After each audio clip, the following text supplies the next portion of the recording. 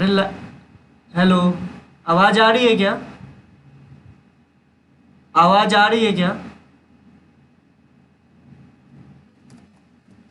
आवाज आ रही है क्या?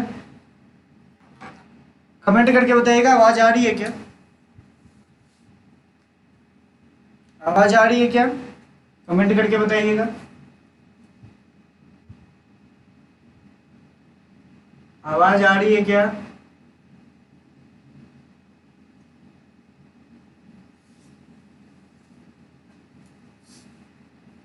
आवाज आ रही है क्या? ओके, चलिए।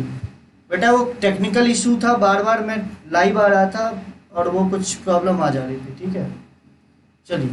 ठीक है, लास्ट लेक्चर में कोई डाउट हो तो पूछ लीजिए, बाकी फिर हम लोग आगे बढ़ेंगे। लास्ट लेक्चर में कोई डाउट है टू ब्लॉक सिस्टम से, या एनर्जी मेथड कैसे लगाते हैं उससे, या कोई पर्टिकुलर पार्ट पे डाउट है, तो जल्दी से, मैं आपको 5 मिनट का टाइम दे रहा हूँ, एक बार पूछ लीजिए ताकि मैं उस चीज़ को एक बार आपको दोबारा बता सकूँ, नहीं तो फिर हम लोग आगे बढ़ेंगे। जल्दी से बताइए कि अगर लास्ट लेक्चर में कोई डाउट है तो पूछिए, अदरवाइज भी हम लोग आगे बढ़ेंगे।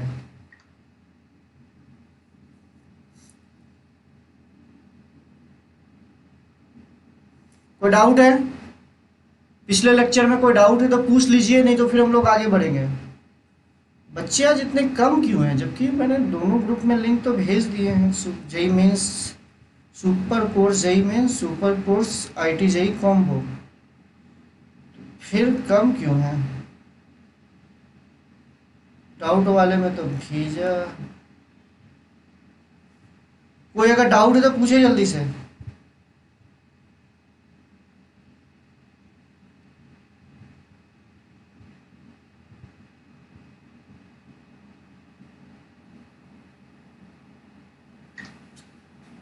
देख लेंगे बेटा, डीपीपी के जो अच्छे अच्छे क्वेश्चन है देख लेंगे। पहले आप ये बताइए, आप लोगों को पिछले लेक्चर में कोई डाउट नहीं है ना? मैं बार बार तभी से इसलिए पूछ रहा हूँ क्योंकि देखो यार, सिंपल सी बात है, मैं आपसे इसलिए पूछ रहा हूँ कि आप लोगों के दिमाग में ये ना रहे कि सर ने बस पढ़ा दिया हो गया।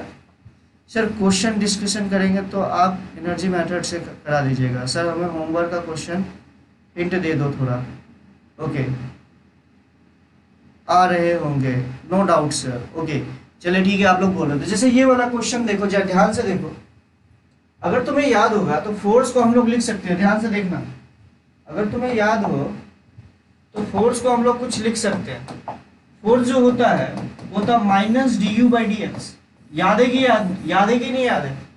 अरे फोर्स होता है minus d u by d x. तो यू आपको दे रखा है as a function of x. क्या आप फोर्स की वैल्यू निकाल सकते हो? तो फोर्स की वैल्यू आ जाएगी, यहाँ ध्यान से देखिए। तो फोर्स कितना हो जाएगा? देखो ये हो जाएगा माइनस माइनस प्लस, और साइन का डिफरेंशिएशन माइनस कॉस, साइन का differentiation minus sine x, that is you naught alpha sine alpha x. ये आया कि नहीं आया? अरे फोर्स की वैल्यू यही आएगी ना। इसको एक्स के रिस्पेक्ट में डिफरेंशिएट कर दिया। अब यू दे रखा है, you not into you not bracket 1 minus cos alpha x. इसको अगर मैं डिफरेंशिएट करूंगा तो ये आ जाएगा। अच्छा, अब आपको क्या बोल रखा है? देखो देखो, time period for small oscillation, time period for small oscillation. अगर स्मॉल ऑक्सीलेशन के लिए है तो ध्यान से देखिए, इसका मतलब है अल्फा स्मॉल है। ध्यान से देखना है, मतलब कि अल्फा एक्स की वैल्यू स्मॉल होगी। मतलब स्मॉल ऑक्सीलेशन के लिए ये जो इस तरीके से ऑक्सीलेट कर रहा है, स्मॉल ऑक्सीलेशन के लिए, मतलब तुम ध्यान से देखो, यहाँ पे थीटा आ रहा है। थीटा का मतलब है कि सिंपल सी बात, यहाँ कहीं ना कहीं एंगुलर एसएचएम की बात हो रही होगी। अगर एंगुलर एसएचएम की बात हो रही होगी और थीटा बहुत ज्यादा स्मॉल है, अगर थीटा बहुत ज्यादा स्मॉल है तो अगर साइन थीटा को आप थीटा के बराबर ऑलमोस्ट कर सकते हो। ये बात आप लोगों को लॉजिकली पता होगी कि अगर थीटा बहुत ज्यादा स्मॉल है तो साइन थीटा को आप थीटा के बराबर कर सकते हो।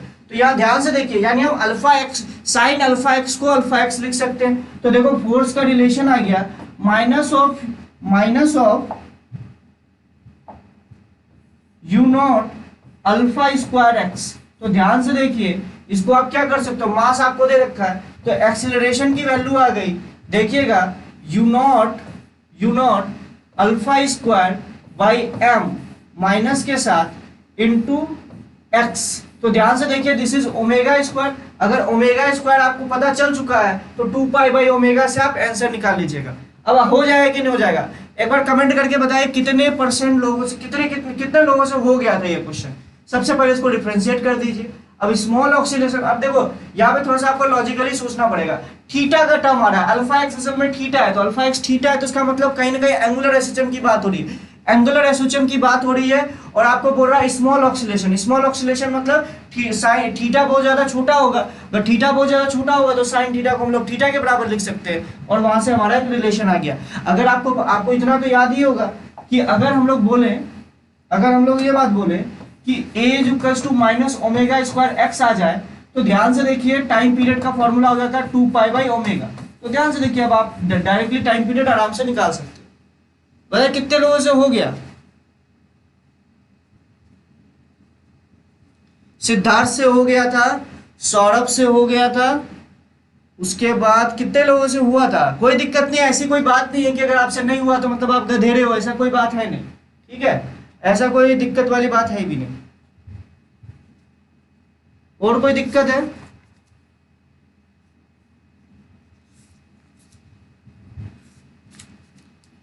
चलिए ठीक है, अच्छी बात है, ओके।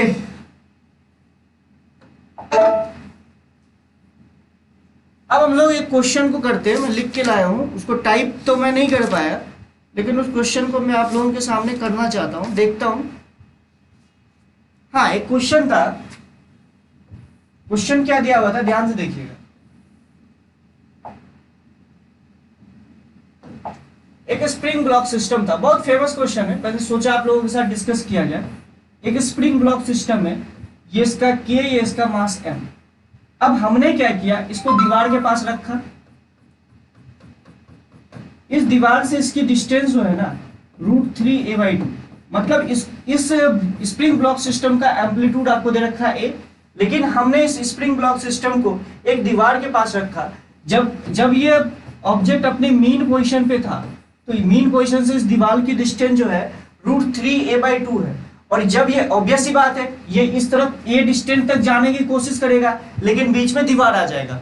अब ये दीवार से टकराएगा, जब दीवार से टकराएगा तो आपको दे रखा है जो कोलिजन है दीवार और इस ऑब्जेक्ट, इस एम मास के ऑब्जेक्ट के बीच में, वो इलास्टिक कोलिजन है। मेरी बात ध्यान से समझिएगा, ये जो ऑब्जेक्ट दीवार से टकराएगा वो बोल रखा है कि इलास्टिक कोलिजन है। अगर इलास्टिक कोलिजन है तो अब इसका टाइम पीरियड क्या रह गया होगा, इस ऑब्जेक्ट का टाइम पीरियड अब क्या रह गया होगा। क्वेश्चन आपको समझ में आया कि एक स्प्रिंग ब्लॉक सिस्टम है, स्प्रिंग ब्लॉक सिस्टम है जिसका कि मास आपको m दे रखा है और स्प्रिंग कांस्टेंट k दे रखा है। हमने क्या किया, उस स्प्रिंग ब्लॉक सिस्टम के √3a/2 डिस्टेंस पे एक दीवार लगा दी।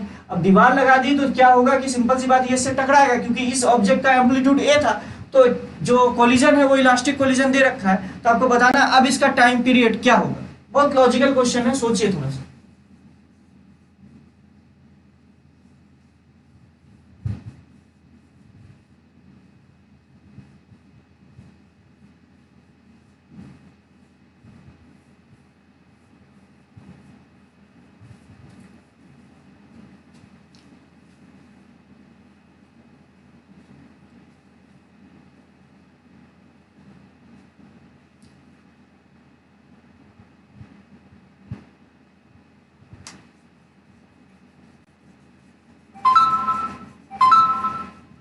जल्दी से कीजिए, क्योंकि देखो अगर मैं एक बात बताऊं आपको, तो आपका एसएचएम का थ्योरी ऑलमोस्ट कंप्लीट हो चुका है। एसएचएम में बस दो ही चीजें तो है, पूरा का पूरा एसएचएम का काइनेमेटिक्स देख लिया, फोर्स बैलेंस मेथड देख लिया, एनर्जी बैलेंस मेथड देख लिया, उसके अलावा हम लोगों ने और भी चीजें देख ली। सिंपल सी बात है, तो अब जितना ज्यादा मैं आपको क्वेश्चन कराऊंगा ना बेटा, सिंपल सी बात है, आपको उतनी ज्यादा अंडरस्टैंडिंग पड़ेगी। अब एक आध कॉन्सेप्ट बचा है एंगुलर एसएचएम का, तो एंगुलर एसएचएम बता दूंगा आज। उसके अलावा आपका बचा हुआ है क्या, उसके अलावा आपका बचा हुआ है लास्ट पार्ट जो है वो बचा हुआ है।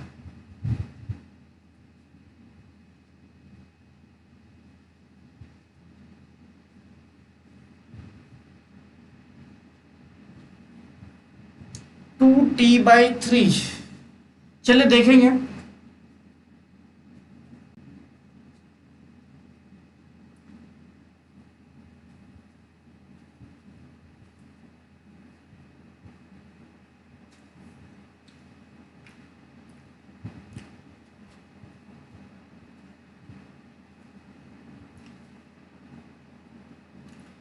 दो बच्चों ने अभी तक आंसर दिया है कि 2t/3, 2t/3। बेटा मैं आपको बस यही बोलूंगा, जो एनर्जी मेथड से जो क्वेश्चन आपको बताया था, वेरी वेरी इंपॉर्टेंट, समझिएगा मेरी बात को, वो बहुत ज़्यादा इंपॉर्टेंट था। इसके अलावा जो आपको वो वाला मेथड बताया, याद करें, रिड्यूस मास सिस्टम का, वो जो बताया था वो भी बहुत इंपॉर्टेंट था, क्योंकि जेई के पॉइंट ऑफ व्यू से वो इंपॉर्टेंट है। मेंस के पॉइंट ऑफ व्यू से चलो आ जाए तो आपको फॉर्मूला वाइज हो जाएगा। चलिए ठीक है।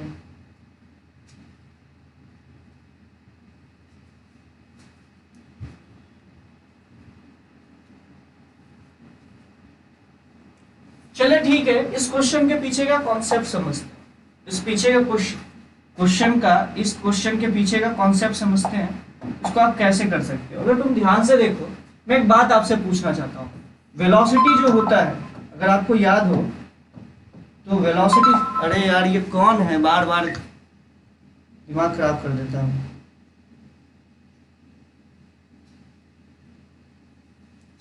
अगर तुम वेलोसिटी को देखो तो वेलोसिटी होता है omega under root of a square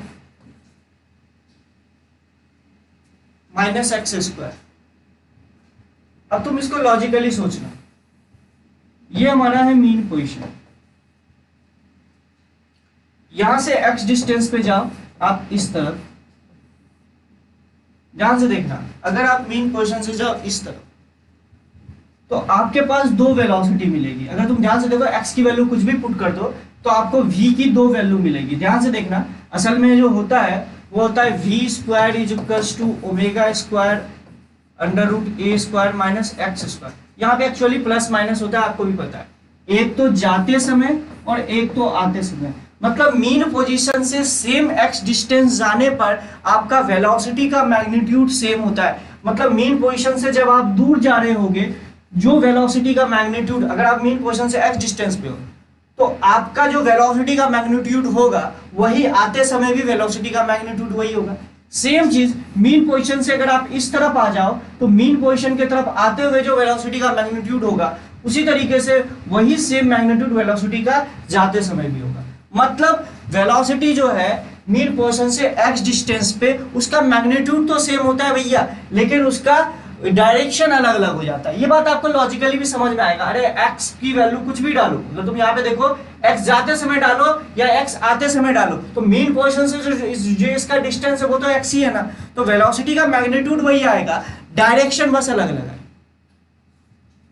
ठीक है,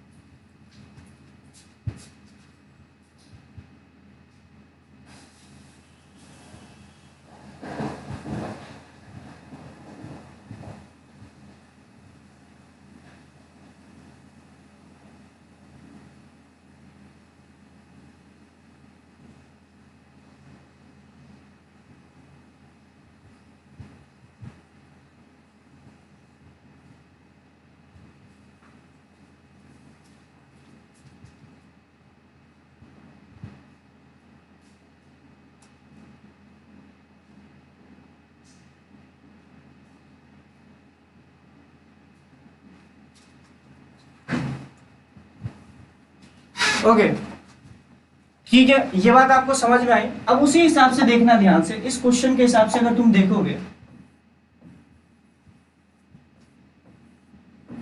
जब ये √3a/2 पे था, √3a/2 पे है और यहाँ पे दीवार है।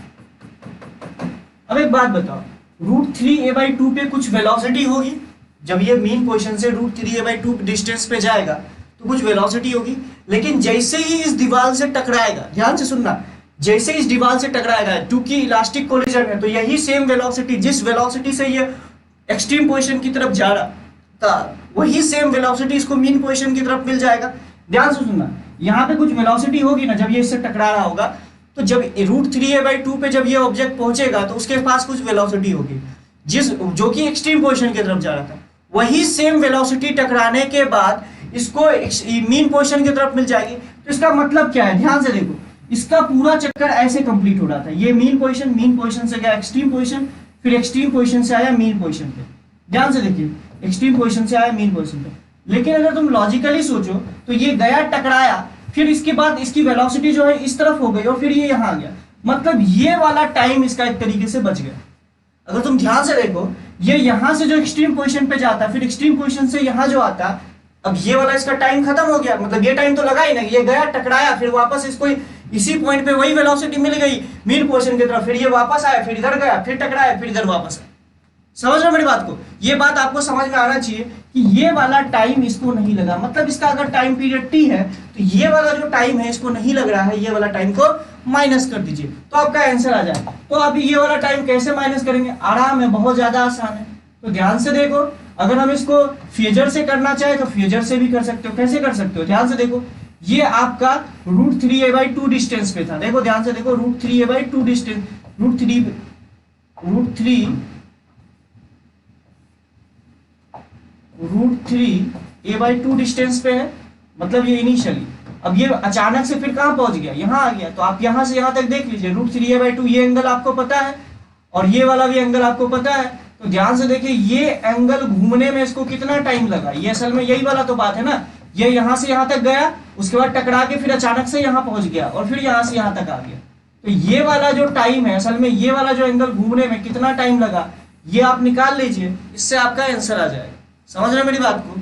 तो देख लीजिए, √3a/2 असल में होता है तुम्हारा 60 डिग्री, आई थिंक 60 डिग्री होता है ना। हाँ, ये 60 और ये भी 60। तो ध्यान से देखो, 120, यानी ये वाला एंगल हो गया 60, ये 60 ही हो गया ना, ये वाला एंगल 60।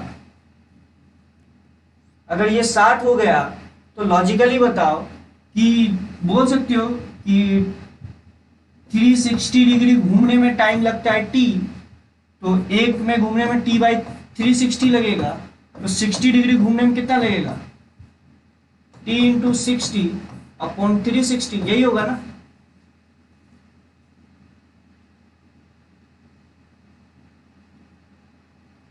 अरे बात समझ में आई? ये आपको आया? अरे लॉजिकल बात है ना, मैं लॉजिकली बात कर रहा हूं ना। ठीक है, तो आपका ये वाला टाइम हटा दीजिए, तो आपको ये पता चल जाएगा यहां से यहां तक आने का टाइम कितना होगा? t/6। अगर t/6 हो जाएगा, मतलब कि t में t/6 माइनस कर दीजिए तो आपका आंसर आ जाएगा 5t/6।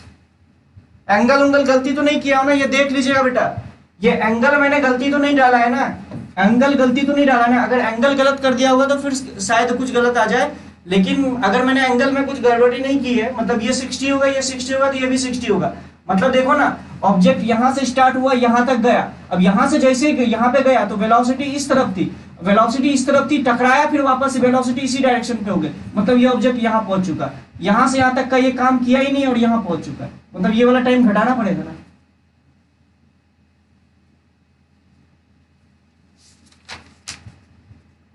ठीक है,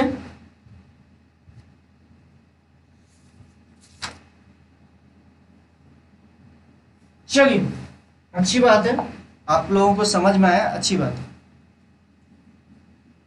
कोई गड़बड़ी की हो तो बता देना, वैसे हो सकती है, इसलिए मैं पूछता हूँ, क्योंकि मे भी हो सकता है मैथमेटिकली कुछ एरर हो जाए।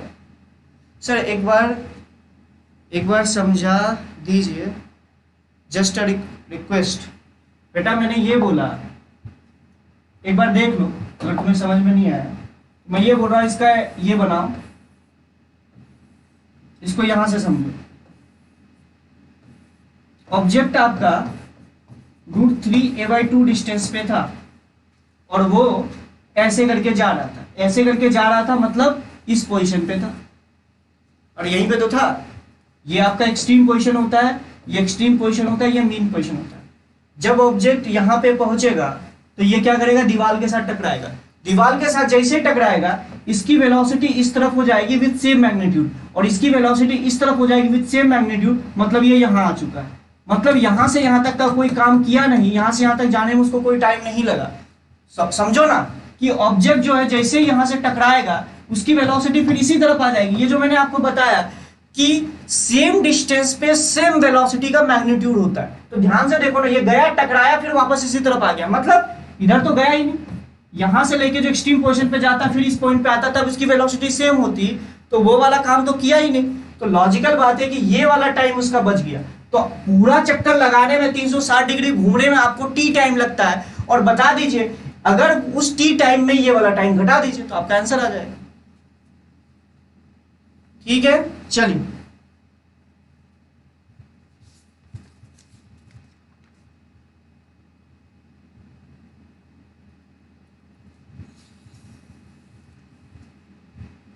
और कोई दिक्कत है क्या? कोई दिक्कत है? चलिए अब हम लोग बात करते हैं जो एक ट्रिक की बात होती है, जैसे कि कार्तिक सर ने, मतलब ऑब्वियस सी बात है उनके सर ने उनको बताया था, मैं तो ट्रिक से कभी नहीं करता था, लेकिन आप लोगों को भी वो आइडिया होना चाहिए। जैसे कि पहला ट्रिक होता है, ध्यान से सुनिएगा, वो ट्रिक की बात ही कर लेते हैं, ठीक है। तो कार्तिक सर ने बहुत पहले दिया था और मुझे भी बताया था कि देख मनीष, इस वाले तरीके से करोगे ना तो इतना जो तरीके से हम लोग जो फोर्स बैलेंस मेथड ये वो लगाते हैं ना, तो इससे आसानी से हो जाएगा। तो मैं बोला मुझे भी बता दे, तो उसने मुझे भी बताया था। तो देखो इसमें क्या है कि ये पहली बात तो आपको ये याद रखना पड़ेगा कि ये वाला ट्रिक, देखो कोई भी ट्रिक होता है ना तो वो एक सिंगल, मतलब कि एक स्पेसिफिक कंडीशन के लिए वैलिड होता है, स्पेसिफिक कंडीशन के लिए वैलिड होता है, उसको आप हर जगह नहीं लगा सकते। इसी तरीके से इसका एक लिमिटेशन है कि ये सिंगल सिस्टम के लिए वैलिड होगा, स्प्रिंग जो है वो मासलेस होना चाहिए तभी आप लगा सकते हो। तो किस तरह की ट्रिक है, जैसे एग्जांपल के लिए ले लो कि मान लो जैसे कुछ एग्जांपल मैं बना रहा हूं, जैसे एक स्प्रिंग है और एक ब्लॉक, या फिर आप इसको ऐसे कर दो, ये वाला क्वेश्चन भी हम लोगों ने किया था, आपको याद होगा। तो मैं दो एग्जांपल लेके बताता हूं, आपको इससे आइडिया लग जाएगा कि किस तरीके से करना है, ठीक है। अब इसको फिर मैं एग्जांपल के लिए बताऊंगा, ठीक है। तो सबसे पहले तो ये कर लो कि अगर सिंगल ब्लॉक सिस्टम है, सिंगल ब्लॉक सिस्टम है मतलब स्प्रिंग कई सारी हो सकती है, तो उसमें आप क्या कर ले कि जितनी भी स्प्रिंग दे रखी है, तो पहला स्टेप क्या है, जैसे यहाँ पे एक ही स्प्रिंग दे रखी है, चलो मैं दो स्प्रिंग वाला भी एक ले लेता हूं, जैसे मान लो this is K1, this is K2, obvious ही बात है दोनों पैरेलल में भी, कोई दिक्कत नहीं। मैं ये बोलने की कोशिश कर रहा हूं कभी भी इस तरह के क्वेश्चन आए तो आप क्या करो, एक स्प्रिंग हो या दो स्प्रिंग हो, जैसे ये वाला भी क्वेश्चन आ सकता था, जैसे एग्जांपल के लिए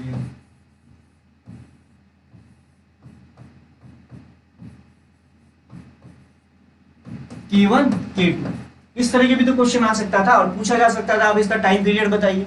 तो कोई भी क्वेश्चन हो जाए तो आपको क्या बोला जा रहा है, ध्यान से सुनिएगा।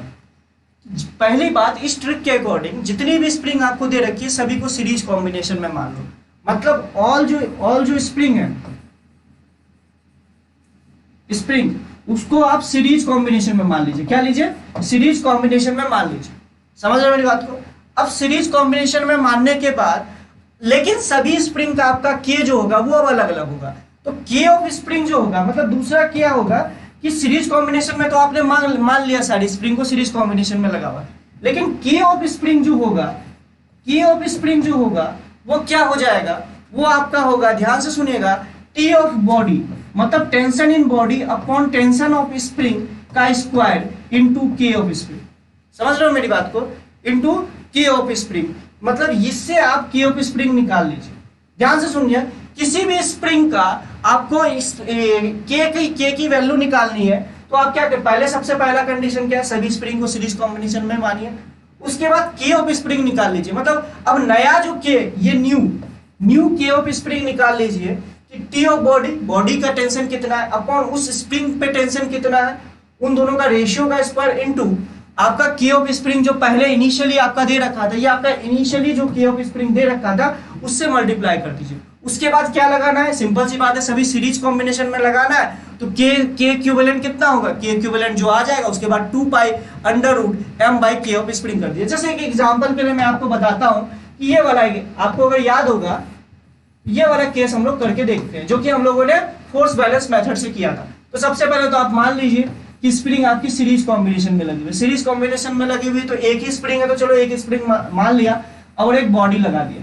ध्यान से देखो, अब अगर तुम इसको ध्यान से देखो तो यहाँ पे अगर बॉडी का टेंशन अगर तुम देखो, अगर इसका टेंशन टी मानोगे, इसका टेंशन टी मानोगे तो बॉडी का टेंशन 2t हो जाएगा। तो अब मैं अगर इस की ऑफ स्प्रिंग, न्यू स्प्रिंग की बात करूं, इसका जो न्यू कांस्टेंट हो जाएगा, वो क्या होगा, तुम लॉजिकली सोचना, तो ये हो जाएगा, इसका स्प्रिंग कांस्टेंट इनिशियली आपको के दे रखा था, तो चलो भैया इसका स्प्रिंग कांस्टेंट के, इनिशियली स्प्रिंग कांस्टेंट के लिख दिया।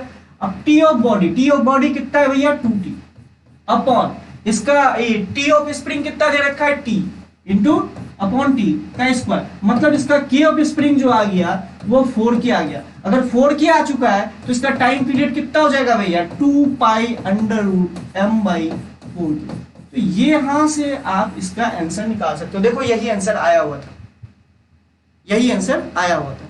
तो एक बात बताइए, ये चीज आपको समझ में आई, ये चीज आपको समझ में आई, अरे ये चीज आपको समझ में आई या नहीं आई, पहले ये बताइए। मैंने क्या किया, पहले जितने भी स्प्रिंग है उसको सीरीज कॉम्बिनेशन में ले आया, एक सीरीज कॉम्बिनेशन में एक मास, लेकिन अब नया उस स्प्रिंग का नया स्प्रिंग कांस्टेंट आ जाएगा। वो नया स्प्रिंग कांस्टेंट जो होगा वो इनिशियली जो स्प्रिंग कांस्टेंट था स्प्रिंग का इनटू उस टेंशन ऑफ बॉडी, ये आपका क्या है tension in body in upon tension of spring का स्क्वायर।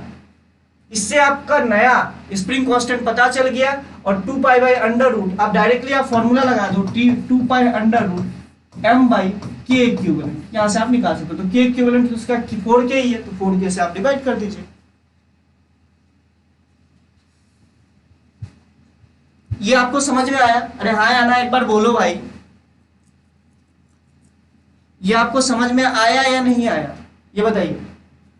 तो चलो अब इसी वाले तरीके से आप ये वाला क्वेश्चन करके दिखाओ। कौन सा क्वेश्चन करवाए थे, कौन सा क्वेश्चन मैंने करवाया था यार, 2 क्वेश्चन करवाया था ना।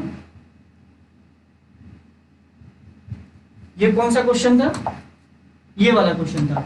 चलो अब इस क्वेश्चन को करके दिखाओ, यही वाला क्वेश्चन था ना। आई होप आप लोगों को याद होगा, ये सेम क्वेश्चन हम लोगों ने किया था। चलो इसका टाइम पीरियड निकाल के दिखाइए, इसी वाले तरीके से, जो ट्रिक वाले तरीके है इससे निकाल के देखिए, और देखिए क्या पुराने में जो हम लोगों ने इसका टाइम पीरियड निकाला था क्या उससे मैच कर रहा है। जल्दी से कीजिए इसको, ये अगर हो जाए तो फिर इसका निकाल के देखिएगा।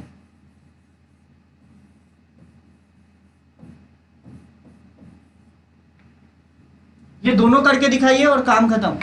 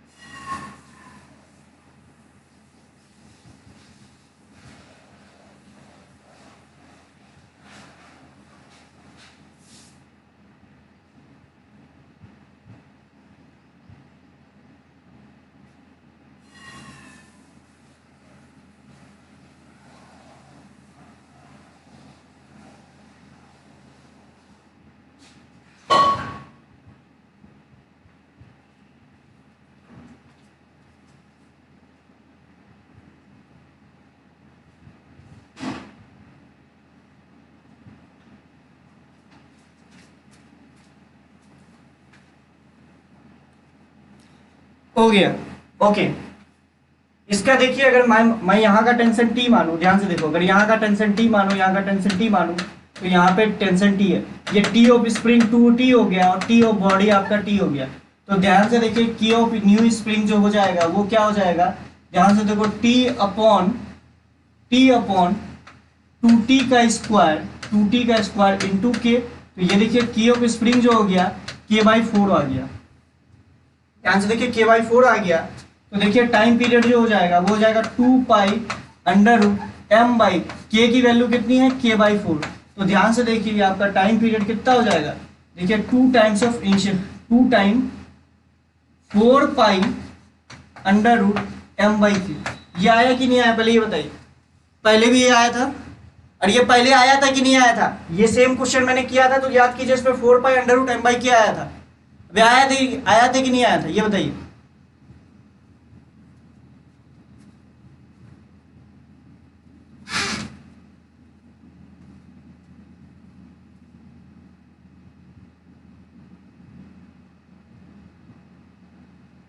ठीक है, ये सही है।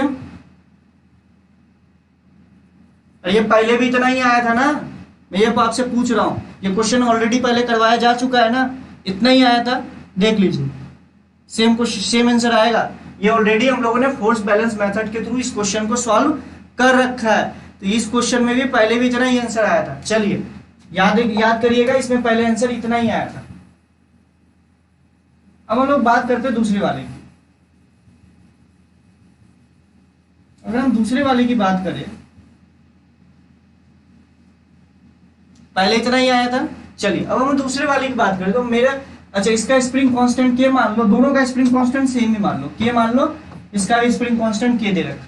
तो आपको पहला स्टेप क्या बोला गया, दोनों स्प्रिंग को आप सीरीज कॉम्बिनेशन पे मान लीजिए। अब इसका जो नया की ऑफ स्प्रिंग होगा और इसका जो नया की ऑफ स्प्रिंग होगा, इन दोनों की वैल्यू निकाल लेते हैं। अगर तुम यहाँ ध्यान से देखो, तो यहाँ का टेंशन अगर टी मानोगे, यहाँ का टेंशन टी मानोगे, तो यहाँ का टेंशन 2t, लॉजिकल बात है। तो देखिए बॉडी का टेंशन कितना है, तो की ऑफ स्प्रिंग अगर तुम ध्यान से देखो, इस वाले का मैं लिख रहा हूँ, इस वाले का की ऑफ स्प्रिंग देखोगे तो वो कितना हो जाएगा, वो हो जाएगा टी ऑफ बॉडी। तो टी ऑफ बॉडी जो टी दे रखा है, और इसका जो टेंशन दे रखा है वो 2t दे रखा है, 2t होगा का स्क्वायर इंटू की। और ये नीचे वाले का अगर तुम देखो तो t/t का स्क्वायर इंटू की। तो ध्यान से देखो, तो ये हो गया k/4 और ये हो गया k।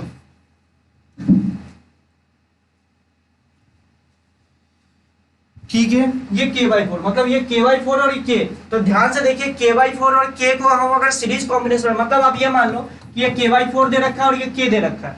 अगर k/4 और k दे रखा है तो बताइए सीरीज कॉम्बिनेशन में आप k इक्विवेलेंट निकाल सकते हो क्या, आराम से k इक्विवेलेंट निकाल सकते हैं, k/4 into k upon k/4 plus k।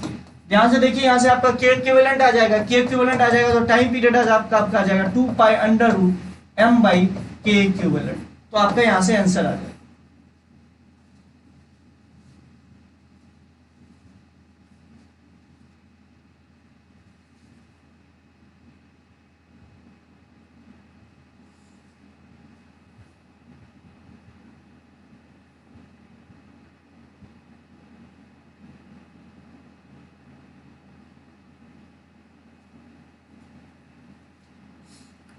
ठीक है, लॉजिकली समझ में आया आप लोगों को किस तरीके से हम लोग करते हैं। इसी चीज को मैंने यहाँ पे दिखा दिया, दोनों स्प्रिंग को सीरीज कॉम्बिनेशन में मान लो, अब उसका नया कुछ के इक्विवेलेंट आ जाएगा, तो वो नया के इक्विवेलेंट क्या होगा ये हम लोगों ने निकाल।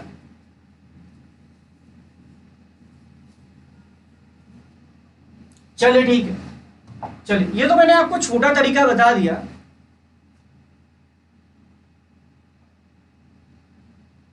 बेटा देखो, मैं 11th में तो मैं ज़्यादा अच्छे से पढ़ाई नहीं की थी, क्योंकि मैं खुद ही लेट से आया था, कोटा गया था लेट से।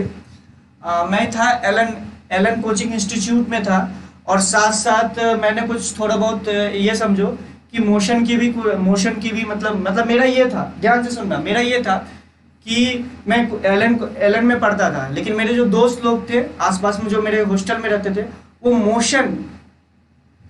मोशन में पढ़ते थे। तो ऑब्वियस ही बात है, वो लोग मुझसे एलन में जो पढ़ाया जाता था मैं उनकी हेल्प कर देता था कि चलो देखो ये, मतलब एक समझ रहे हो ना, कलेक्टिव स्टडी होती थी हम लोगों की, कि दोनों अलग, हम लोगों के आसपास के जो रूम के बच्चे थे वो अलग अलग कोचिंग्स के थे, तो मैं उसको एलन में क्या क्या पढ़ाया गया, कौन कौन से कॉन्सेप्ट नए बताए गए, वो मैं उसको बताता था, और वो जो बंदा था वो मुझे मोशन में क्या क्या पढ़ाया जाता था वो मुझे आके बताता था।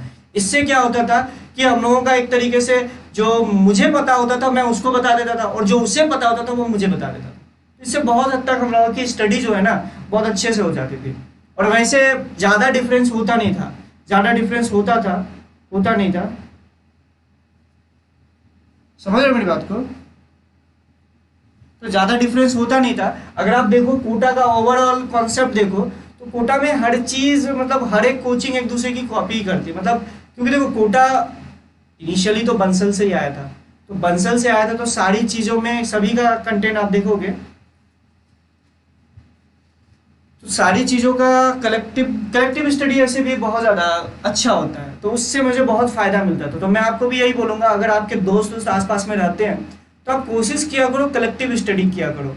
इससे जैसे देखो, मैं अपनी एक कहानी आप लोगों को बताता हूँ कि आपको जैसे एक कहानी आपको बताता हूँ। होता क्या था, जैसे मुझे इलेक्ट्रोकेमिस्ट्री, आपको केमिस्ट्री में याद होगा, इलेक्ट्रोकेमिस्ट्री मुझे कभी समझ में नहीं आई थी, कभी समझ नहीं आती, ईमानदारी से बताता हूँ।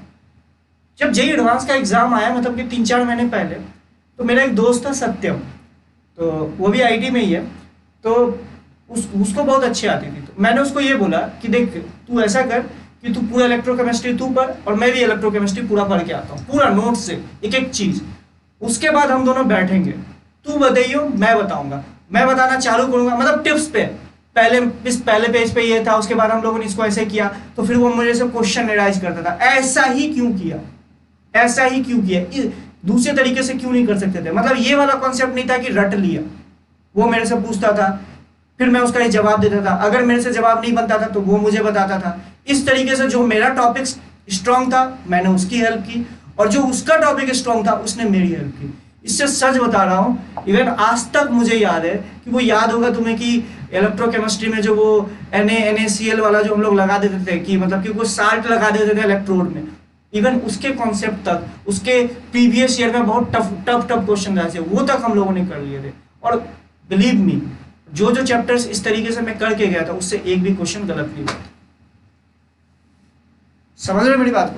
ये तरीका होता है पढ़ाई करने का। अब आप लोग कैसे पढ़ते हो वो तो मुझे नहीं पता, घर में वीडियो देख लिया, खाते सर पढ़ा रहे हैं, उसके बाद सो गए, सोते सोते देख भी रहे हैं, सोते सोते सब काम कर रहे हैं, इधर फोन में बात भी हो रहा है, हेलो हाँ बाबू, और इधर मतलब वीडियो भी चल रहा है। तो आजकल का पढ़ाई का लेवल सच बता रहा हूँ गिर गया है।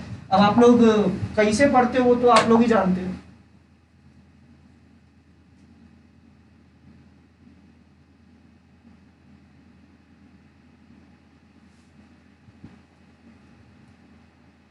कोई बात नहीं बेटा, तो कोई बात नहीं है, ऐसा कोई बात नहीं कि अगर आपके एरिया में कोई एस्पिरेंट नहीं है तो कि आप पढ़ाई नहीं कर सकते। तो ठीक है, आपके जो ऑफलाइन कोचिंग में जो फ्रेंड लोग हैं उनसे बात करके कुछ कुछ चीजें डिस्कस कर लिया कीजिए, बात खत्म। चलिए ठीक है, ओके, आगे बढ़ते हैं। अब हम लोग बात करते हैं एक दो क्वेश्चन और देख लेते हैं। जैसे एक क्वेश्चन की बात करता हूँ, मुझे बहुत पर्सनली अच्छा लगता है, ये मेरे क्लास में कराया गया था, ये मुझे क्लास में करवाया गया था, सचिन सर ने करवाया था मुझे। कैसा क्वेश्चन था, ध्यान से देखो।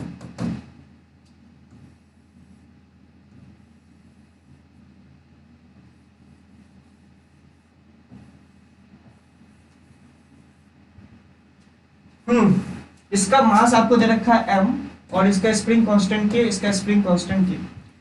अब आपको क्या बोला गया है कि ये पार्टिकल अगर SHM कर रहा है तो इसका टाइम पीरियड क्या होगा, इसका टाइम पीरियड क्या होगा, कीजिए थोड़ा सा, इसका टाइम पीरियड क्या होगा।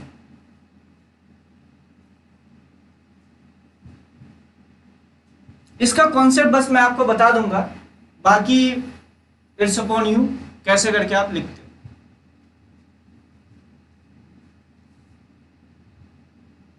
ये ऑलरेडी मैं करा चुका हूँ यूट्यूब में, ऑलरेडी मैं इसको करा चुका हूँ, फ्री ऑफ कॉस्ट में इसको करा चुका हूँ, लेकिन बच्चों ने उस समय उतना ध्यान दिया नहीं।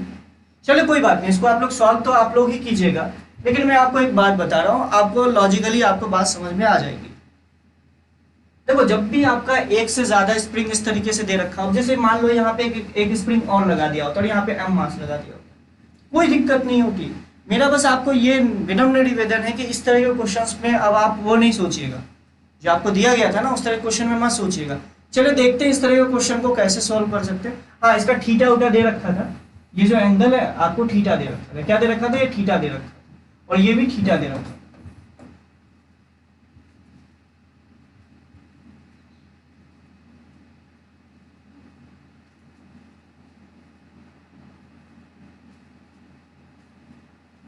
चलिए अगर मैं इसकी बात करूं तो ध्यान से देखना, इसका मैं एक डायग्राम बना रहा हूं, ध्यान से देखिएगा तो आपको समझ में आएगा। ये पहले ऐसे था, पहले तो आप मीन पोजीशन फोर्स रिलेशन लिखिएगा।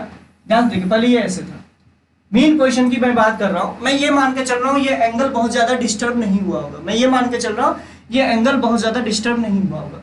तो अब एक बात बताओ, अब जैसे ही आप मीन पोजीशन से उसको थोड़ा सा डिस्प्लेस कराओगे तो ये कुछ ऐसे आएगा, कुछ ऐसे ही आएगा। मैंने थोड़ा सा टेढ़ा कर दिया तो ध्यान से देखो,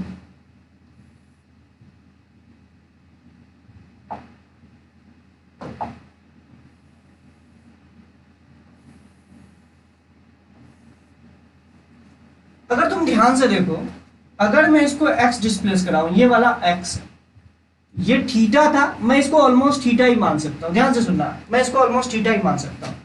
अगर ये मान लीजिए पहले यहां पे था स्प्रिंग, ये स्प्रिंग है, ये वाला समझना, ये स्प्रिंग है। अब ये स्प्रिंग यहां आ गई, उसी तरीके से ये स्प्रिंग यहां आ गई और इसी तरीके से ये स्प्रिंग यहां आ गई। ध्यान से सुनना। अब अगर तुम ध्यान से देखो, अगर मैं पार्टिकल को x डिस्प्लेस कराया तो आप ये देख लीजिए इन दोनों स्प्रिंग में एक्सटेंशन कितना हुआ।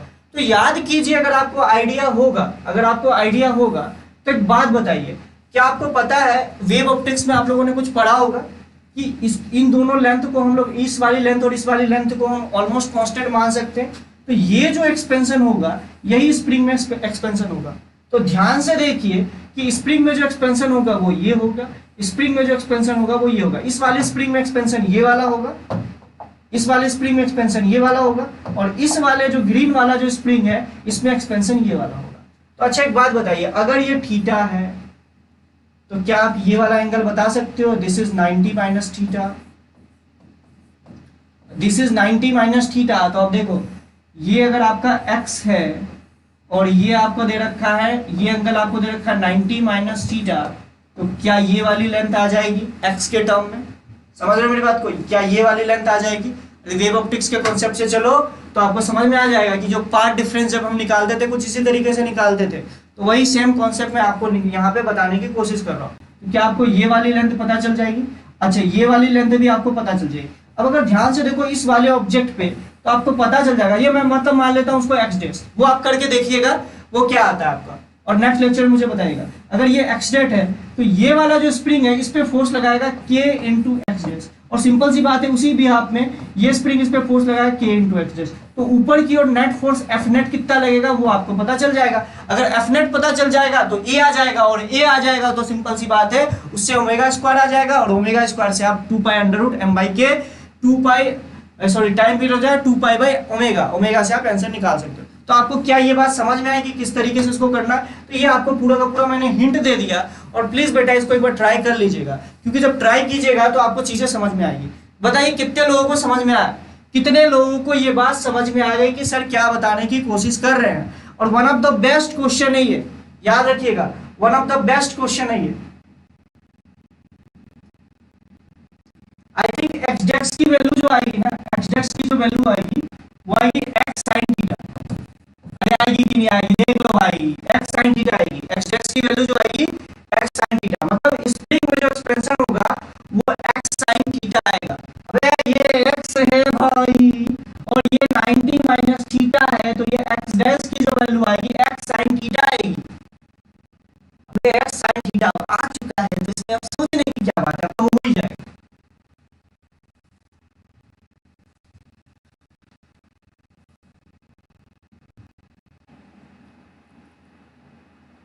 अब सही है आवाज? अब से अबे अब आवाज सही आ रही होगी,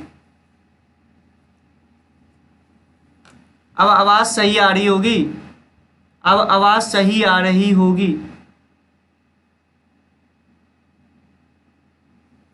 चलिए ठीक है, अब आवाज सही है, अब आवाज सही आ रही होगी। तो मेरा आपसे बस यही कहना है कि बेटा देखो, कोई भी क्वेश्चन टफ होता नहीं है, क्वेश्चन को टफ आप बनाते हो कि किस तरीके से आप इसको अप्रोच करते हो। ठीक है, अब हेडिंग डालिएगा, अब हेडिंग डालिएगा। चलिए, इस तरह के बहुत सारे क्वेश्चंस आपके डीपीपी में ऑलरेडी दे रखे हैं, उससे रिलेटेड बात करेंगे। अब हेडिंग डालिएगा, अब हेडिंग डालिएगा एंगुलर एसएचएम, अब हेडिंग डालिएगा एंगुलर एसएचएम।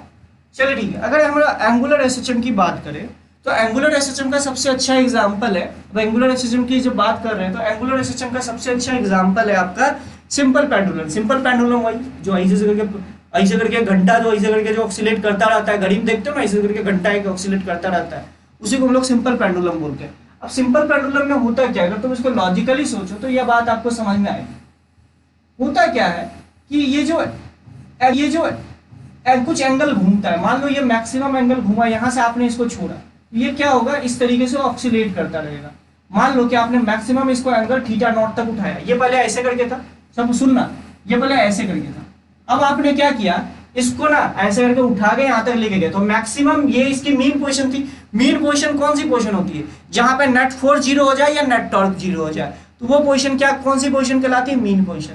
तो एक बात सुनिएगा कि अगर आपको याद होगा, जो काम लीनियर मोशन में फोर्स का होता है वही रोटेशनल मोशन में या एंगुलर मोशन में आपका टॉर्क का होता है। ये बात आपको पता होगा कि जो काम आपका लीनियर मोशन में फोर्स का होता है वही काम रोटेशनल मोशन में आपका टॉर्क का होता है, और जो काम आपका लीनियर मोशन में ट्रांसलेशनल मोशन में मास का होता है वही काम रोटेशनल मोशन या एंगुलर मोशन में आपका मोमेंट ऑफ इनर्शिया का होता है। ये लॉजिकल चीज आपको पता होगी, ये बात आपको पता होगी। तो जैसे आप याद कीजिए, अगर लीनियर मोशन की या ट्रांसलेशनल मोशन की बात करें, F is directly proportional to x आ जाए तो आप लोग उसको बोलते थे एसएचएम। याद है कि नहीं याद है? अगर F is directly proportional to x आ जाए, ऑब्वियस सी बात है माइनस का साइन आता था, F is equal to minus kx आ जाए तो इसको हम लोग बोलते थे लीनियर एसएचएम। और सिंपल सी बात है, अगर हम लोग रोटेशनल मोशन की बात करें या एंगुलर मोशन की बात करें तो आपका टॉर्क जो है अगर वो डायरेक्टली प्रोपोर्शनल टू थीटा आ जाए, जो काम लीनियर मोशन में x का होता है वो काम रोटेशनल मोशन में किसका होता है, थीटा का होता है। जो काम लीनियर मोशन में फोर्स का होता है वो काम रोटेशनल मोशन में टॉर्क का होता है। जो काम लीनियर मोशन में मास का होता है वो काम रोटेशनल मोशन में मोमेंट ऑफ इनर्शिया का होता है। इसको इस तरीके से रिलेट कीजिएगा तो आपको ज्यादा समझ में आएगा। मतलब अगर आपका torque is equal to minus c time theta हो जाए तो आपका वो रोटेशनल एंगुलर एसएचएम होगा। तो यहाँ पे इस तरह की चीजें हो रही थी, इसलिए आप इसको बोल सकते हो रोटेशनल एसएचएम या एंगुलर एसएचएम। एंगुलर एसएचएम क्या है, बस टाउ इज डायरेक्टली, जैसे यहाँ पे f is directly proportional to x होता था, यहाँ torque is directly proportional to theta हो जाएगा। समझ लो मेरी बात को? तो ये बात आप यहाँ से समझ सकते हो, ठीक है। अब इसको कैसे करेंगे, जैसे हम लोग सिंपल पेंडुलम की बात करें तो सिंपल पेंडुलम के लिए क्या करेंगे, अब कई लोगों के दिमाग में आएगा कि सिर्फ टॉर्क लिखना है, तो टॉर्क किसके अबाउट लिखे? तो मैं आपको बस एक ही बात पढ़ूंगा कि टॉर्क आपको हमेशा हिंज पॉइंट के अबाउट लिखना है और मोमेंट ऑफ इनर्शिया भी आपको हिंज पॉइंट के अबाउट लिखना है। मतलब ये बात याद रखिएगा, क्योंकि आपको टॉर्क लिखिएगा तो सिंपल सी बात है आपके दिमाग में आएगा कि सर टॉर्क लिखना है तो किसके अबाउट लिखे, तो टॉर्क हमेशा मोमेंट ऑफ इनर्शिया ये हिंज पॉइंट के अबाउट लिखिए। किसके अबाउट लिखिए, हिंज पॉइंट के अबाउट, हिंज पॉइंट के अबाउट आपको लिखना पड़ेगा। कभी भी आपको टॉर्क की वैल्यू लिखनी पड़े, क्योंकि टॉर्क आपको लिखना पड़ता है तो किसी पॉइंट के अबाउट लिखना पड़ता है, तो टॉर्क हमेशा आप हिंज पॉइंट के अबाउट लिखिए। समझ रहे हो मेरी बात को? तो आपको एक बात समझ में आई कि एंगुलर एसएचएम क्या होता है। अब जैसे ये जो थीटा नॉट होता है असल में ये बहुत स्मॉल होता है। अच्छा, ये थीटा नॉट क्या है भैया, जो मैक्सिमम कितने एंगल तक जा सकता है। जैसे एंगुलर, अगर आपको लीनियर एसएचएम में याद होगा तो कोई भी ऑब्जेक्ट अपनी मीन पोजीशन से मैक्सिमम कितनी डिस्टेंस तक जा सकता था उसको हम लोग ए बोल रहे थे। उसी तरीके से एंगुलर एसएचएम में कोई ऑब्जेक्ट अपनी मीन पोजीशन से कितना मैक्सिमम थीटा तक जा रहा है उसको हम लोगों ने थीटा नॉट बोला। समझ रहे मेरी बात को? जैसे ये था, ये अपनी इसको कैसे लिखा है, कहा गया, हाँ, जैसे देखो ना, ये ऑब्जेक्ट था, ये ऐसे करके पेंडुलम मान लो इसको, चलो ठीक है इसको पेंडुलम मान लो, ये पेंडुलम है, ये ऐसे करके लटका हुआ था, कोई दिक्कत नहीं। अब इसको मैक्सिमम कितना एंगल तक घुमा दिए, मैक्सिमम, इसको बाद छोड़ दिए तो देखो फिर वो वही आएगा। अगर तुम ध्यान से देखो तो फिर वो वही आ रहा है। तो ये क्या हो गया, मैक्सिमम कितने एंगल तक हमने उठाया इसके मीन पोजीशन से, वो हो गया थीटा नॉट। जैसे वहां पे ए का कॉन्सेप्ट होता था। समझ में आ रहा है आपको? आई थिंक समझ में आ रहा होगा। तो थीटा नॉट जहां भी लिखा रहेगा तो वो मान लीजिएगा कि जो लीनियर एसएचएम में हम लोगों ने ए पढ़ा था वो उसके हिसाब से। समझ रहे मेरी बात को? तो लीनियर एसएचएम में जो हम लोगों ने ए पढ़ा था आप उसके हिसाब से। तो अब हम लोग बात करते हैं कि टाइम पीरियड कैसे निकालेंगे, सिंपल पेंडुलम का टाइम पीरियड कैसे निकालेंगे। तो देखो सिंपल पेंडुलम का टाइम पीरियड में निकाल के आपको दिखाता हूँ। तो ध्यान से देखिए, ये मान लीजिए कि m मास रखा हुआ है, ये आपकी रस्सी है जो भी है, मासलेस स्ट्रिंग मान लीजिए या एक रॉड मान लीजिए, जो आप पे डिपेंड करता है वो आप मान सकते हैं, ठीक है। अब अगर मैं इसको ऑक्सीलेट कराऊं तो सिंपल सी बात है कि ये आपका ऑक्सीलेट करा है, मैं किसी एक जनरल थीटा पे चला गया। अगर तुम यहाँ पे ध्यान से देखो तो यहाँ पे mg और ऊपर की ओर t बराबर लग रहा है, सिंपल सी बात है, ये मीन पोजीशन है, मीन पोजीशन पे नेट फोर्स 0 होता है। अगर तुम ध्यान से देखो तो mg इक्वल्स टू t लिख सकते हो, mg इक्वल्स टू t लिख सकते हो, टॉर्क की वैल्यू भी 0 हो जाएगी। अगर तुम ध्यान से देखो टॉर्क लगाओगे तो भैया हिंज पॉइंट के बाद लगाओगे, ये आपका हिंज पॉइंट है, इसके बाद टॉर्क लगाओगे तो अच्छा ये लेंथ आपको l दे रखी है, कितनी दे रखी है, l दे रखी है। तो mg इस डायरेक्शन पे, अगर तुम ध्यान से देखो mg इस डायरेक्शन पे और टॉर्क भी इसी डायरेक्शन, तो सिंपल सी बात है टॉर्क आपका 0 हो जाएगा, ठीक है, टॉर्क आपका 0 हो जाएगा, टॉर्क अगर आपका 0 हो जाएगा। अच्छा जैसे ही आप इसको यहां से थोड़ा सा थीटा एंगल आप रोटेट करोगे तो ध्यान से देखो mg तो इधर लगेगा, लेकिन आप अगर हिंज पॉइंट के अबाउट टॉर्क लिखने की कोशिश करो, टॉर्क अभी आपका ऐसा, अभी आपका रोटेशन हो चुका है, तो प्लीज आप ये मत बोलिएगा कि सर मुझे नहीं आता है। तो ये आपका लेंथ हो गया l, अगर तुम ध्यान से देखो ये आपका लेंथ हो गया l, और तो ध्यान से देखो जो मैं अगर टॉर्क लिखना चाहूँ किसी थीटा एंगल पे, तो टॉर्क अबाउट हिंज पॉइंट आप लिखिएगा, ध्यान से देखिए टॉर्क अबाउट हिंज पॉइंट लिखिएगा तो क्या लिखिएगा, वो लिखिएगा mg l sin थीटा, ध्यान से देखिएगा mg l sin थीटा। तो अगर मेरा थीटा बहुत ज्यादा स्मॉल है, अगर देखिए थीटा बहुत ज्यादा स्मॉल है, अगर मैं थीटा बहुत ज्यादा स्मॉल है तो t ऑफ h की वैल्यू लिखूंगा mg l थीटा। तो ये देखो प्रोपोर्शनैलिटी कांस्टेंट आ गया। तो जो प्रोपोर्शनैलिटी कांस्टेंट आता है, अगर हम इसके लिए इस केस में टाइम पीरियड की बात करें तो टाइम पीरियड की बात क्या करें, तो यहाँ से हम अल्फा की वैल्यू लिख सकते हैं। अब देखो यहाँ से अगर टॉर्क आ चुका है तो ध्यान से देखो हम लोग अल्फा लिख सकते हैं, तो टॉर्क को लिख सकते हैं I alpha is equals to mgl by into theta. तो ध्यान से देखिए अल्फा की वैल्यू कितनी आ जाएगी, अल्फा की वैल्यू आ जाएगी mgl by I into theta. तो ध्यान से देखिए टाइम पीरियड की वैल्यू क्या जाएगी, this is omega square.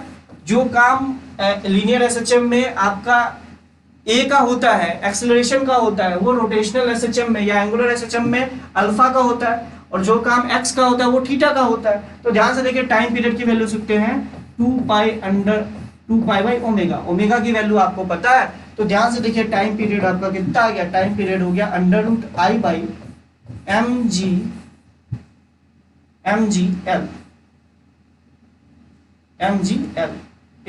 Into 2 pi under root I upon mgl। मतलब मेरे पास इसका जो टाइम पीरियड आया वो आया, टाइम पीरियड की वैल्यू आई 2 pi under root mgl by आई।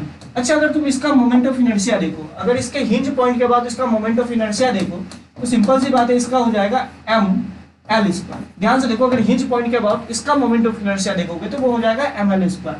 तो यहाँ पे ml स्क्वायर की वैल्यू पुट कर दीजिए, तो देखिए 2 pi under root mgl by, ध्यान से देखो ml स्क्वायर। तो ध्यान से देखो यहाँ से आ गया time period is equal to 2 pi under root g by l। यही होता है आपका, आई थिंक नहीं उल्टा तो नहीं कर दिया, एक मिनट,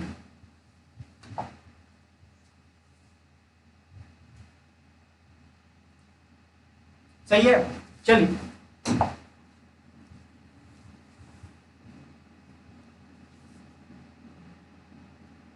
आई बाई, अच्छा मैंने कुछ उल्टा किया है क्या, अच्छा उल्टा कर दिया, सॉरी।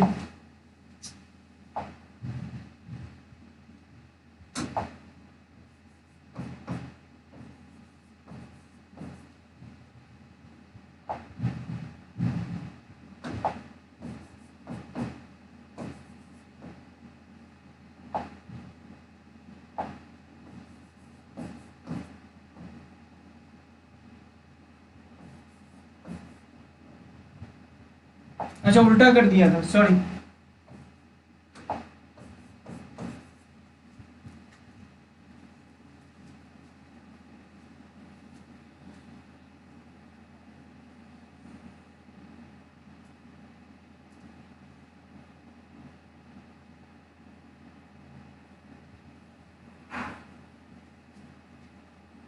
ये बात आपको समझ में आई, ये कैसे करके आया? ठीक है, आई होप आपको समझ में आया, ये लॉजिकली आपको समझ में आया। अब ये याद रखिएगा, जैसे आपका लीनियर एसएचएम में होता था, लीनियर एसएचएम में क्या होता था, अगर आपको याद होगा कि f is directly proportional to l, तो यहाँ हो जाएगा torque is directly proportional to theta. यहाँ होता था acceleration is equals to minus omega square x, तो रोटेशनल एसएचएम में होगा alpha is equals to minus omega square theta. ठीक है, ये तो दोनों बेसिक चीजें होगी लीनियर एसएचएम और एंगुलर एसएचएम के बीच में। ठीक है, बस दिक्कत आपको आएगा टॉर्क किसके लिखना है, about hinge point, about hinge point लिखना है। सिमिलरली आपको आई किसके अबाउट लिखना है, moment of inertia about hinge point, hinge point के अबाउट आपको मोमेंट ऑफ इनर्शिया लिखना पड़ेगा। समझ में आया? ये आप दोनों चीजें नोट कर लीजिएगा कि हिंज पॉइंट के अबाउट किस तरीके से लिख सकते। मोमेंट ऑफ इनर्शिया भी आपका अबाउट हिंज पॉइंट ही आएगा। ठीक है,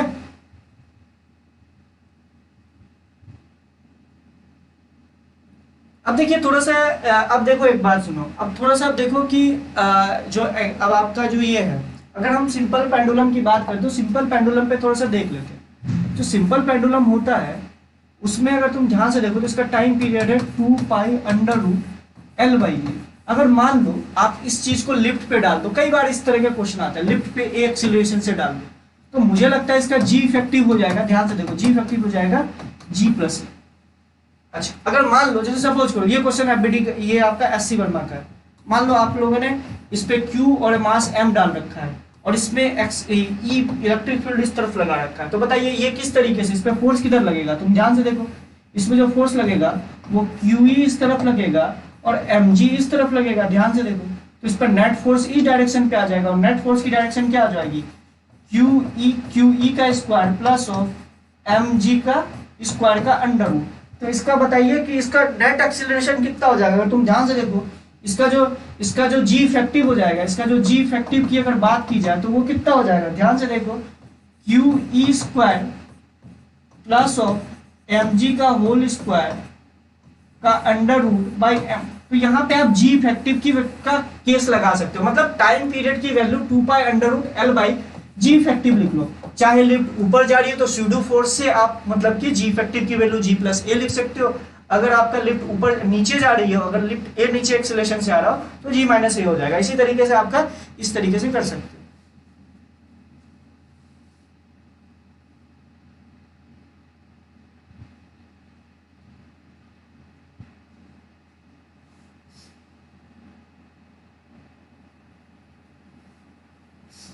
समझ रहे हो मेरी बात को, तो आप इस तरीके से कर सकते हो। ठीक है,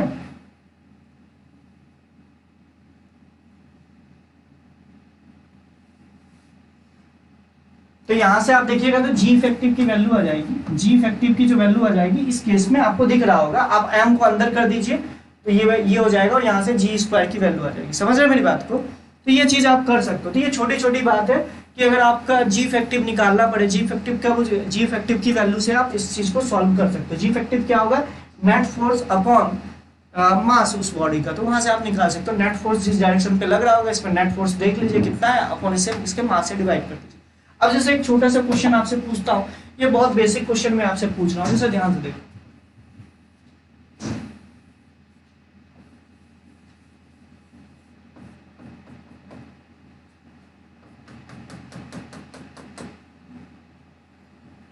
इसका मास और इसका लेंथ L, ये इसके हिंज पॉइंट के अबाउट है और इसका स्प्रिंग कांस्टेंट आपको 2K दे रखा है। अब हमने इसको क्या किया, थोड़ा सा खींचा और छोड़ दिया, तो इसका टाइम पीरियड क्या होगा, सोचिए। बहुत बेसिक क्वेश्चन, हर जगह आपको मिल जाएगा।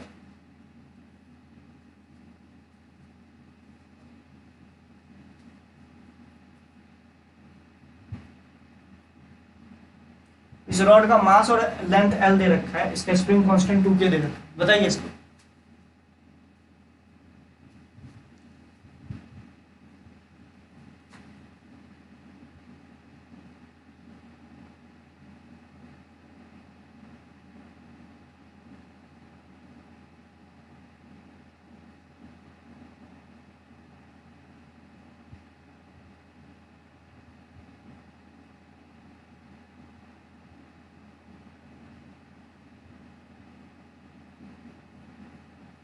तो ध्यान से देखो, इस तरह के क्वेश्चन में कुछ नहीं करना। अगर आप इसको थीटा रोटेट कराओ, ध्यान से सुनना, ये एंगुलर एसएचएम का क्वेश्चन है, तो अगर तुम इसको थीटा रोटेट कराओ तो ध्यान से देखोगे, अगर तुम इसको मीन पोजीशन से थीटा रोटेट कराओ, मीन पोजीशन वो पोजीशन होती है जहाँ पे नेट फोर्स 0 होता है, अगर तुम इसको थीटा रोटेट कराओ इस तरफ या उस तरफ, चलो हम लोग उस तरफ मान लेते हैं तो आपको ज़्यादा दिखेगा, हम उस तरफ देखते हैं। अगर आप इसको मीन पोजीशन से थीटा रोटेट करा दो यहाँ पे, तो ये स्प्रिंग कुछ ऐसे हो जाएगा, ध्यान से देखना। हमने इसको मीन पोजीशन से थीटा रोटेट करा, बहुत छोटा, ये जो थीटा है ये बहुत स्मॉल है, ये बहुत स्मॉल है, और ये लेंथ हो गया एल। अगर तुम ध्यान से देखो तो क्या मैं इसको, इस वाली लेंथ को एल थीटा लिख सकता हूँ? ध्यान से देखना, अगर ये बहुत ज्यादा स्मॉल हो जाएगा तो क्या इसका आर्क के बराबर इस लेंथ को लिख सकते हैं? थीटा बहुत ज्यादा स्मॉल है तो क्या हम आर्क के बराबर इसको, इस एक्सपेंशन को लिख सकते हैं? आराम से लिख सकते हैं, आर्क के बराबर इस एक्सपेंशन लेंथ को लिख सकते हैं। या आप इसको इधर एक्सपेंड कराओगे तो सिंपल सी बात है, उतनी लेंथ दब जाएगी स्प्रिंग, लॉजिकल बात है। बहुत ज्यादा हमने इस थीटा को बहुत ज्यादा स्मॉल लिया, तो अब इसका एफबीडी डायग्राम बनाओ। अब इसका एफबीडी डायग्राम बनाओगे तो सिंपल सी बात है, आपका रॉड का एफबीडी डायग्राम बनाते हैं, तो रॉड का एफबीडी डायग्राम बनाओगे तो ध्यान से देखो, इस तरफ फोर्स लग रहा है के एल थीटा, अगर तुम ध्यान से देखो ये इस पे फोर्स इस तरफ लगेगा, एम जी इसमें नीचे की ओर लगेगा अगर तुम लॉजिकली देखो, और ये आपका रहा हिंज कोण। एम जी जो होता है वो आपके सेंटर ऑफ मास पे लगता है, ये तो ऑलरेडी आप लोगों को पता होगा कि सेंटर ऑफ मास पे लगता है।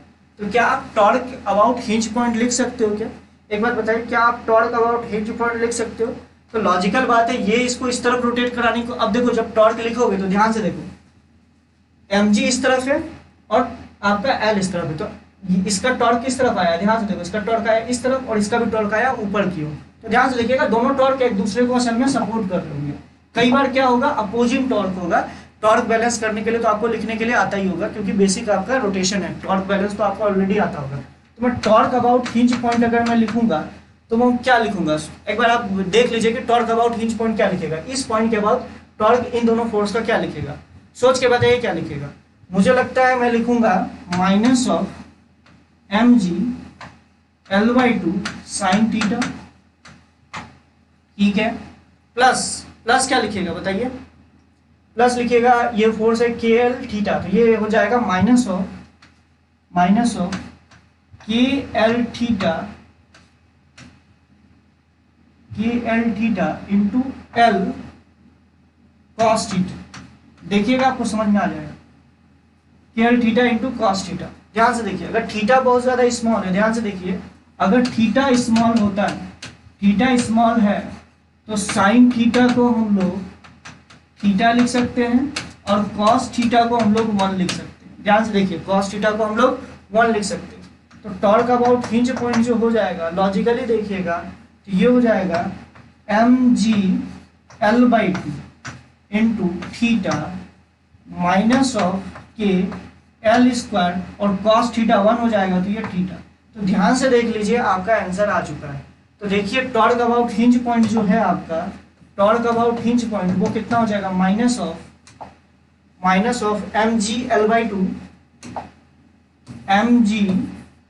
By two plus of k l square into theta.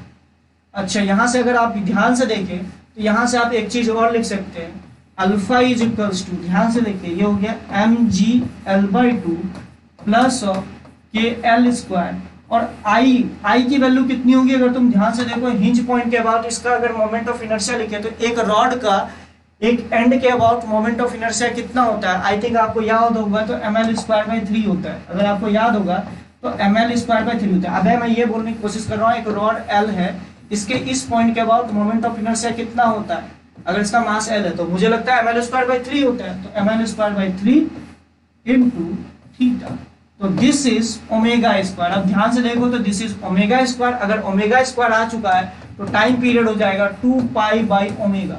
तो ध्यान से देखिए, this will be your answer. तो एक बात बताइए, ये क्वेश्चन समझ में आया कैसे करके मैंने किया है, और ये आया कि नहीं आया, अरे ये आया कि नहीं आया?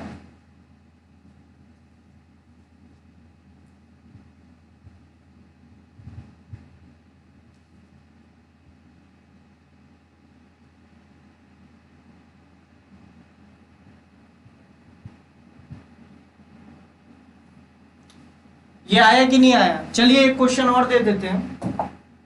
अगर यही सेम क्वेश्चन, ये आपका डीपीपी में भी दे रखा है, ध्यान से देखिएगा, ये आपका डीपीपी में दे रखा है। अब इस तरफ कर दिया और इस तरफ भी कर दिया, ध्यान से देखिए, ये आपके डीपीपी में दे रखा है।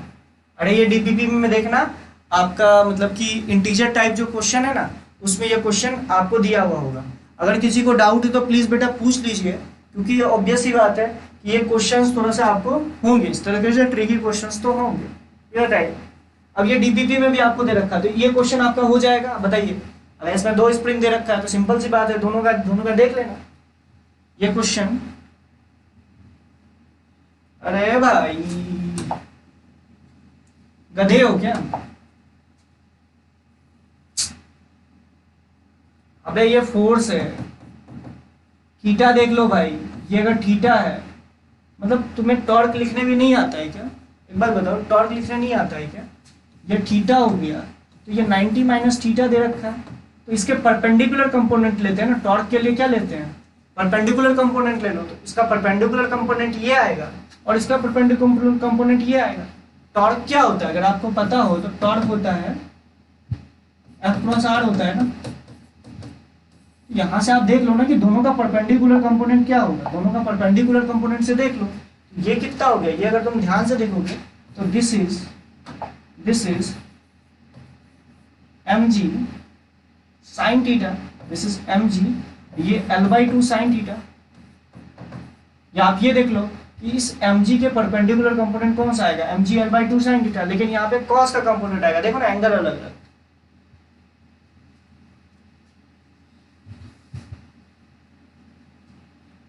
अरे भाई देख लो यार, यहाँ से देखो ना, इसका परपेंडिकुलर कंपोनेंट ले लो तो ये आपको पता चल जाएगा ना, फोर्स का परपेंडिकुलर कंपोनेंट इनटू लेंथ। आप टॉर्क उस तरीके से भी कर सकते हो। चलिए मैंने लास्ट क्वेश्चन बोला, ये वाला क्वेश्चन एक बार ट्राई कीजिएगा, अच्छा क्वेश्चन है, अपने आप में अच्छा क्वेश्चन है, ट्राई कीजिएगा, ठीक है। अब देखो कई बार क्वेश्चन क्या आता है, अब सुनना मेरी बात को, कई बार क्वेश्चन क्या आ जाता है, ये आपका डीपीपी में वैसे दे भी रखा है, तो देखो अब कई बार क्वेश्चन क्या आता है, ध्यान से सुनना, क्वेश्चन में क्या आता है कि एंगुलर एसएचएम में, क्या हम एंगुलर एसएचएम को फेजर से कर सकते हैं? ऑब्वियस ही बात है कर सकते हैं। तो पहले तो कुछ चीजें लिख लेते हैं। अगर तुम्हें याद होगा कि लीनियर एसएचएम में हम लोगों ने कुछ चीजें देखी थी, क्या देखी थी? जैसे याद होगा आपको कि लीनियर एसएचएम में मैं एक तरफ लीनियर एसएचएम लिख रहा हूँ, एक तरफ एंगुलर एसएचएम लिख रहा हूँ। लीनियर एसएचएम में होता है F = -kx, तो यहाँ पे हो जाएगा टाउ = -c थीटा। अगर मैं लीनियर एसएचएम की बात करूँ, एक्सेलरेशन = -ω²x, तो यहाँ पे हम लोग अल्फा = -ω² प्लीज इसको ओमेगा वो वाला ओमेगा मत समझ लेना, समझ रहे हो मेरी बात को? इसको चलो मैं ओमेगा नॉट, इसको ओमेगा क्या लिखूंगा, चलो ओमेगा डैश लिख लेता हूँ इसको।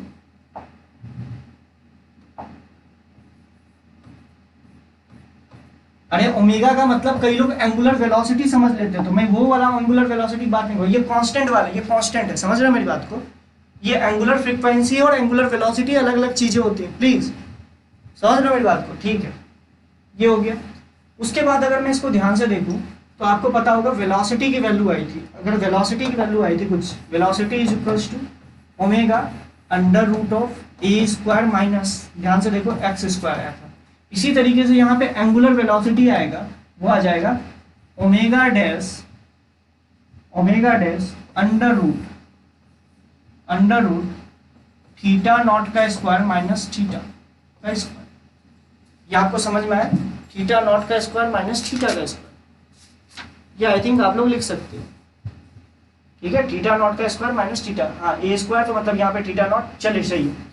अच्छा अगर यहाँ पे हम लोग x की वैल्यू देखो तो x होता था a sin ω_t, अगर आपको याद होगा तो a sin ω_t आता था। और यहाँ पे हम लोग अगर थीटा की वैल्यू करें तो ये आ जाएगा theta = theta naught sine of, यहाँ पे ओमेगा डॉट इंटू टी, ये ओमेगा रेट ये वाला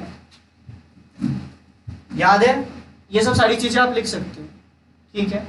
अरे सेम चीजें हैं, बस यहाँ पे ओमेगा डैश, बस आप ये समझिए, जहाँ पे x आ रहा था वहाँ थीटा आ गया, जहाँ पे ओमेगा आ रहा था वहाँ ओमेगा डैश आ गया, जहाँ पे a आ रहा था वहाँ थीटा नॉट। ये क्या होता था? मीन पोजीशन से मैक्सिमम डिस्प्लेसमेंट, और इसी तरीके से ये क्या है? मीन पोजीशन से maximum angular displacement, that is theta naught, मैंने बताया, ठीक है? इसके बाद आप इसको डायरेक्टली, ऑब्वियस सी बात है, इसको आप वेलोसिटी निकाल सकते थे, वो होता था ए ओमेगा कॉस ओमेगा टी। तो ध्यान से देखिए यहाँ पे वेलोसिटी, तो यहाँ पे अगर आप ओमेगा निकालोगे तो ओमेगा की वैल्यू कितनी आ जाएगी, this is theta naught into omega dash cos of omega dash into T. ध्यान से देखिए, अगर यहाँ पे एक्सेलरेशन की वैल्यू निकालते थे तो वो होता था minus of A omega square sine of omega T. अगर आप यहाँ पे निकालेंगे तो यहाँ अल्फा आएगा, और अल्फा की वैल्यू कितनी आएगी, वो हो जाएगी minus of omega naught into omega dash का square into sine of omega dash into T. तो देखिए मैंने बस बात एक ही रखी है, बस अल्फा के जगह ए आ जाएगा, वेलोसिटी के जगह एंगुलर वेलोसिटी आ जाएगा, एक्स के जगह थीटा आएगा, और सारी चीजें सेम ही है। देखिए क्या आप लोगों को ये चीज समझ में आया कि ये जो चीज है ये हो गया लीनियर एसएचएम और ये हो गया एंगुलर एसएचएम, तो दोनों में बस ये डिफरेंस है। तो बाकी सारी चीजें सेम ही रहेगी, बस ये सारे रिलेशन याद करो। मैं काइनेटिक्स ऑफ एसएचएम में ऑलरेडी मैं बता चुका हूँ, ये सेम रिलेशन इसमें भी है।